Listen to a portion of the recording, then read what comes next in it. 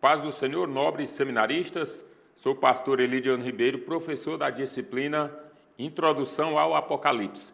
Nós trabalhamos na aula 1, os aspectos introdutórios, claro, Introdução ao Apocalipse, o nome já pressupõe. A nossa disciplina trata de aspectos introdutórios, até porque é muito amplo o conteúdo e o que nós trazemos aqui é uma visão panorâmica daquilo que vem a ser o nosso ponto de discussão relacionado à disciplina em estudo. Quero aqui dizer para todos que mantenham sempre as suas leituras atualizadas, mantenha os seus estudos em dias, para que possa assim acompanhar com muita precisão aquilo que está sendo exposto aqui. Nós trabalhamos na aula passada, nós falamos das escolas de interpretação. Dentro das escolas de interpretação, nós falamos dos sistemas de interpretação. As escolas são 5. Aí a historicista, a preterista, a historicista, a idealista simbólica, a eclética e a futurista. Nós apresentamos aqui sistemas de interpretação. O sistema amilenista, pós-milenista e pré-milenista. Nós vamos iniciar essa nossa aula de número 2, trazendo para vocês alguns aspectos relacionados às perspectivas dos sistemas de interpretação, agora de forma um pouco mais explicada, mais apresentada aos estudantes. Sistema de interpretação amilenista. O que é isso, pastor? Nega que haverá um período literal de 1000 anos. Então, se nega a literalidade dos 1000 anos, aí então já se deduz que o amilenismo é a negação de um milênio literal. Qual é a abordagem deles? Eles poderiam dizer que a igreja é o reino de Deus na terra e o Israel espiritual.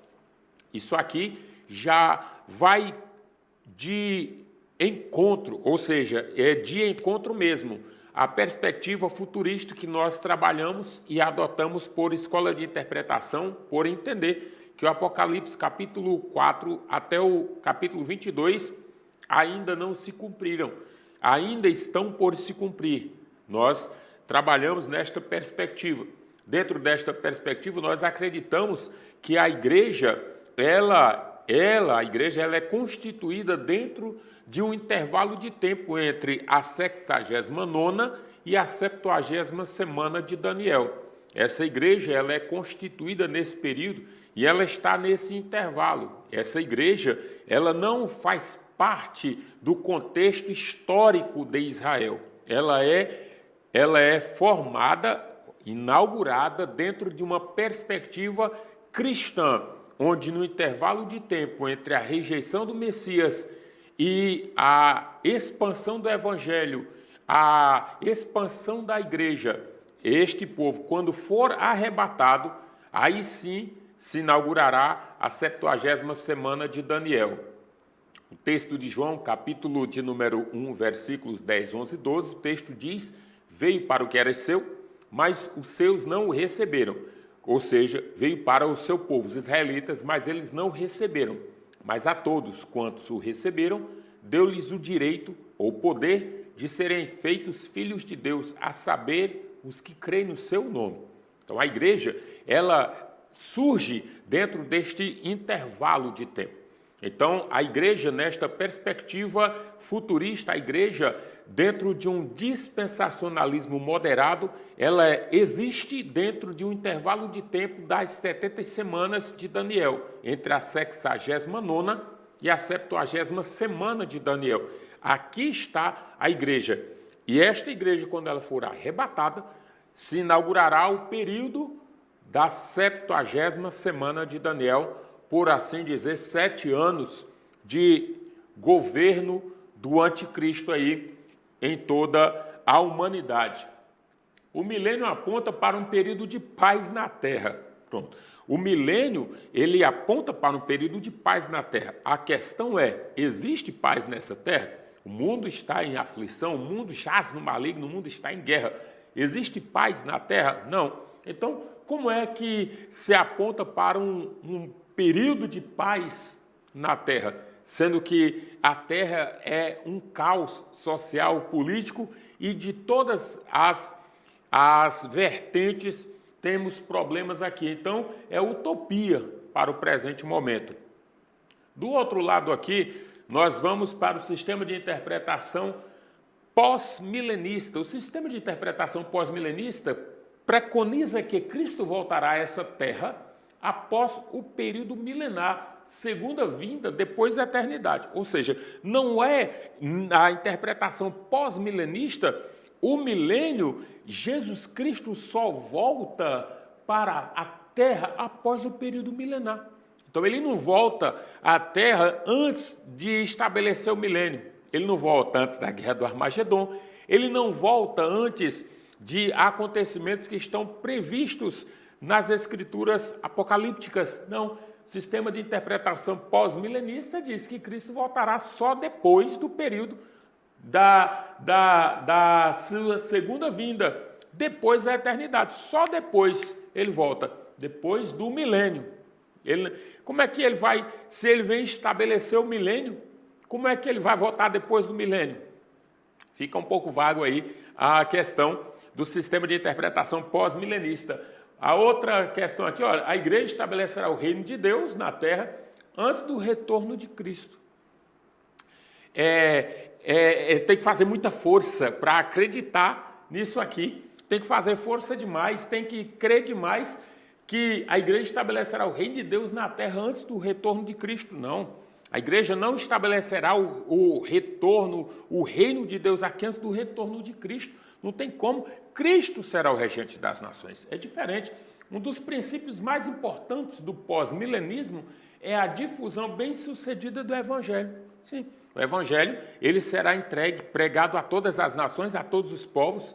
O Evangelho será entregue a todas as pessoas. Ninguém poderá alegar desconhecimento da obra salvífica de Cristo. Ninguém. No entanto, isso não leva a uma argumentação plausível de que esses princípios importantes do pós-milenismo é a difusão bem difundida, bem sucedida do Evangelho. Não.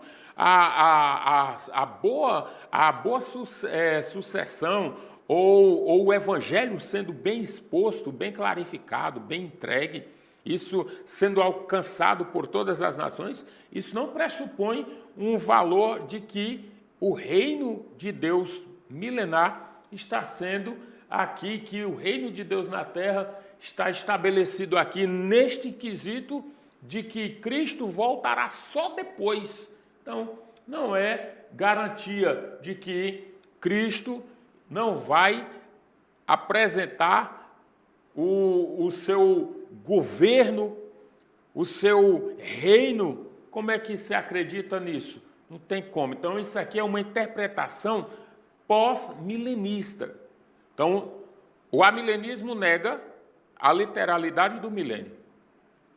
O pós-milenismo não nega, no entanto, acredita que Cristo reinará, voltará só depois do milênio. Ele voltará à Terra só após o milênio para estabelecer, depois disto, aqui a eternidade.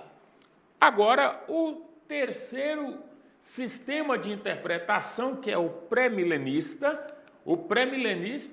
Cristo voltará a essa terra após o período milenar, segunda vinda de depois eternidade. A era da igreja, a vinda nos ares. Então aqui, ó, era da igreja que nós estamos vivendo. Esse aqui, eu faço até uma errata aqui, ó. Cristo voltará a essa terra após o período milenar. Sim, ele voltará após o período milenar, voltará. Mas antes de chegar aqui, ó, nesse período milenar, depois que passar o período milenar, sim, haverá o julgamento de todas as pessoas, todas as nações, de todos aqueles, todos, a terra, as águas, os mares, os rios, tudo vai dar conta dos seus mortos. E ali haverá uma ressurreição. Essa ressurreição que haverá é a ressurreição para aqueles serem julgados, aqueles que morreram sem Cristo. Ressuscitarão todos, e aqui haverá aquele grande julgamento do grande trono branco. Não esqueça disso, é grande trono branco aqui. Mas, na perspectiva, a interpretação sistema pré-milenista trabalha nesta vertente ali, ó. A era da igreja é a nossa. A vinda nos ares é o arrebatamento, onde Cristo não tocará os pés na terra. Essa vinda nos ares, só a igreja perceberá. Só a igreja. Arrebatamento, dado ao arrebatamento, depois que aconteceu o arrebatamento, aí vem a grande tribulação, que é outra discussão. Pré-tribulacionismo, mid-tribulacionismo ou mesotribulacionismo e pós-tribulacionismo. A igreja não participará da grande tribulação. Por quê? Porque o texto bíblico diz lá assim: como guardaste a palavra da minha paciência, eu também te guardarei da hora da tentação que há de vir sobre todo o mundo, da hora da provação que há de vir sobre todo o mundo. Não é na é durante, é da é antes de chegar. Depois, a vinda à terra, sim, aí depois dos 7 anos, Cristo voltará com a igreja, todo olho verá, Cristo voltará, e daí sim segue a instalação ou instauração do reino milenar. Então, texto-chave para o pré-milenismo é aqui, ó, Apocalipse, capítulo 4, capítulo 20, versículos 4 ao 6. É o texto-chave para a perspectiva pré-milenista. Faça essa leitura lá na sua casa, onde você estiver. Apocalipse, capítulo 20, versículos 4 ao versículo 6. Dito isto, nós vamos aqui então à nossa aula de número 2, e aí a carta às 7 igrejas. A carta às 7 igrejas, aqui nós vamos fazer abordagem panorâmica, não dá para fazer do todo, mas vamos procurar apresentar. Ainda que no nosso período de exposição de aula não seja possível que alcancemos até a 7ª igreja, mas como nesta aula retomamos a conteúdos da aula 1, não há por que não retomar a conteúdos da aula 2 no nosso próximo encontro previsto para a aula 3. As cartas às 7 igrejas da Ásia.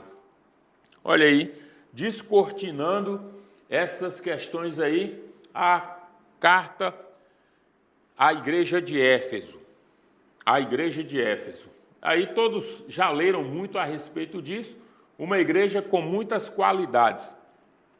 Há de se observar, nobre estudante de teologia, que a epístola que Paulo escreveu aos Efésios, tanto quanto as pregações e igrejas instituídas, estabelecidas pelo apóstolo Paulo, onde em Éfeso ficou por quase 3 anos, na perspectiva paulina, ele apresenta muitos contextos a respeito da cidade de Éfeso. Uma igreja fortalecida pelos fundamentos da sã doutrina. Uma igreja com muitas qualidades. Atos capítulo 19 narra a história de que havia ali as movimentações direcionadas à deusa Diana, dos Efésios, para os romanos Diana, para os gregos Ártemis. Diana, a deusa dos Efésios. Um templo erigido que era completamente todo em mármore.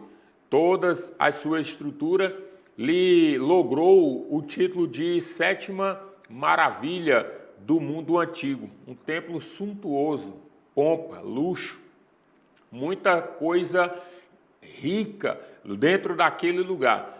Observe que a cidade de Éfeso foi uma cidade voltada, sim, para uma grande perspectiva comercial, mas também um centro de adoração e culto.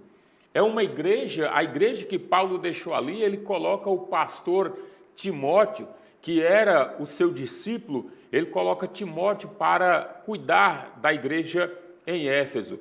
Numa certa situação, Paulo escrevendo aos Coríntios, na primeira carta, capítulo 16, versículo 8, ele faz a seguinte observação: ficarei, porém, em Éfeso até o Pentecostes, porque uma porta grande e eficaz se abriu para mim, mas há muitos adversários.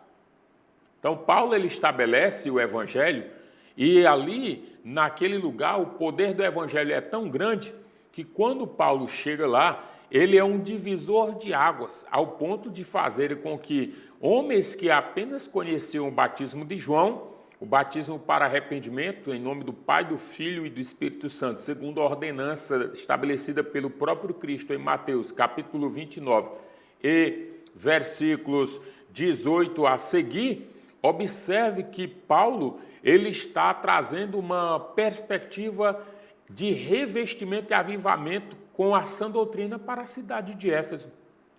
Ali, ele coloca Timóteo e alerta o jovem Timóteo para que ele tome as devidas precauções. Então, a cidade, a igreja de Éfeso é uma igreja fortalecida, uma igreja com muitas qualidades, uma igreja laboriosa e perseverante, uma igreja zelosa por seu ministério, uma igreja provada e aprovada, uma igreja que conheceu o testemunho de Paulo, que estava dizendo a momentos anteriores. Essa igreja conheceu o testemunho de Paulo. Observe que essa igreja, ela tem as suas virtudes, virtudes estas que são muito bem pontuadas pelo escritor, pelo mensageiro, que endereça, que manda João escrever o que ele está dizendo. Apocalipse capítulo 2, versículos do 1 a seguir. O que pesou negativamente? É uma pergunta aqui para que a gente entenda os parâmetros da discussão. O que pesou negativamente? Vamos lá. Olha aqui, ó. Veja. Eles haviam perdido o primeiro impulso de entusiasmo em sua vida cristã, se acomodando de uma fria ortodoxia. Ortodoxia é uma fé reta, uma fé sem curvas, uma fé íntegra, que apresentava mais vigor superficial do que profundidade. A segunda geração da igreja provavelmente falhara em preservar o mesmo fervor da primeira. Cumpriu isso aqui. O que é que está escrito em Mateus capítulo 24, versículo 12? E por se multiplicar a iniquidade, o amor de muitos se esfriaria. Então, o que é que o texto apresenta para nós? O que é que o texto apresenta para nós dentro desta perspectiva negativa? O que é que pesa negativamente para a igreja de Éfeso? Olha aqui, ó. Os convertidos de Éfeso haviam experimentado tal amor em seus primeiros anos. Veja, mas sua luta contra os falsos mestres e o seu ódio pelo ensino herético suscitou, ao que tudo indica, uma insensibilidade e atitudes ásperas na relação uns com os outros, a tal ponto que isso resultara no abandono da virtude cristã suprema do amor. Quando o texto diz assim, volta e pratica as primeiras obras, volta e faze as primeiras obras. É interessante ressaltar, meu nobre estudante de teologia, quando você está observando o que o texto diz a respeito da volta ao primeiro amor, de um retorno há quem diga que se trata aqui de um amor direcionado apenas para Deus. Não. Na realidade, o que a igreja de Éfeso tinha muito por ponto forte, o que ela tinha por ponto forte era a sua defesa do ministério. era a sua questão apologética, era a defesa da sã doutrina. Ela não tolerava os nicolaítas, ela não tolerava as doutrinas gnósticas, ou o que chamamos de protognosticismo, porque o gnosticismo vem surgindo com sua forma e a sua roupagem mais acentuada do século II em diante, mas no século I aqui já tinha um protognosticismo, ou seja, é um protótipo daquilo que seria o gnosticismo atuante, maciço do século II em diante. Mas aqui, a igreja de Éfeso, ela começa a se enrijecer de tanto criar ódio e resistência a grupos heréticos. A igreja de Éfeso passa a tratar com indiferença o próximo, passa a tratar com indiferença o seu menor, a pessoa lá que talvez não estudou muito, a pessoa que talvez não tenha uma capacidade intelectual muito elevada, mas estava lá, terminou criando um bloqueio com relação a estas pessoas, aos irmãos, ao próximo, e deste modo fez com que esquecesse a base principal, que é o amor, o amor pelo próximo. O apóstolo João, nas suas epístolas, ele deixa isso muito claro, o amor pelo próximo, ele deixa isso bem clarificado. Então, quando a igreja de Éfeso, de tanto conhecer, de tanta pompa, de tanto zelo, de tanto conhecimento que tinha, terminou deixando de lado a questão voltada para o amor. Então, perceba que a reprimenda do Senhor Jesus é para que ele volte a fazer. Então, não é o que você é, não é o que a igreja era. Ela era uma igreja sadia, ela era uma igreja forte, ela era uma igreja instruída no ministério, era uma igreja, não era o que ela era, mas sim o que ela fazia. Por isso, ele diz, volta a praticar ou a fazer as primeiras obras. Ou seja, não esqueça do amor que você deixou, o amor pelo próximo, perdido nas circunstâncias da vida. Entenda, vocês precisam voltar. Senão ele diz o quê? Retirarei do meio de vós o candelabro. Retirarei do meio de vós o candelabro. O candelabro era o quê? O candelabro no Antigo Testamento era o símbolo da presença de Deus. O candelabro tinha as 7 hastes acesas, elas nunca se apagavam. Significava a presença de Deus, a luz divina no meio do templo, no meio da igreja. Então, se você observar o texto de Apocalipse, capítulo 1, versículos 13 e versículos 16, você vai observar que ele fala que ele anda no meio dos 7 castiçais. Ele anda no meio dos 7 castiçais. E ele tem ali consigo as 7 estrelas, versículo 16 do capítulo 1 de Apocalipse, que são os 7 líderes, os 7 anjos das 7 igrejas que estão ali.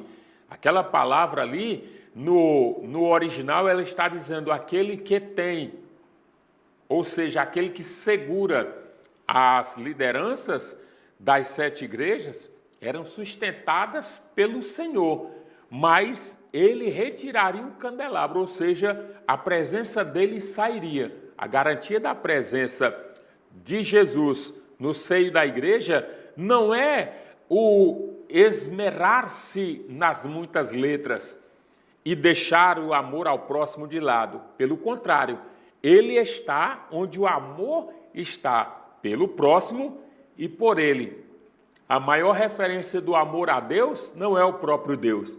A maior referência do amor a Deus é o próximo. João diz na sua primeira epístola, aquele que diz amar a Deus, mas aborrece o seu irmão, é mentiroso. Por quê? Porque a referência do amor ao próximo não é o próprio Deus. A referência do amor a Deus não é o próprio Deus. A referência do amor a Deus reside no amar ao próximo, porque ele nós vemos, ele nós tocamos, com ele nos relacionamos.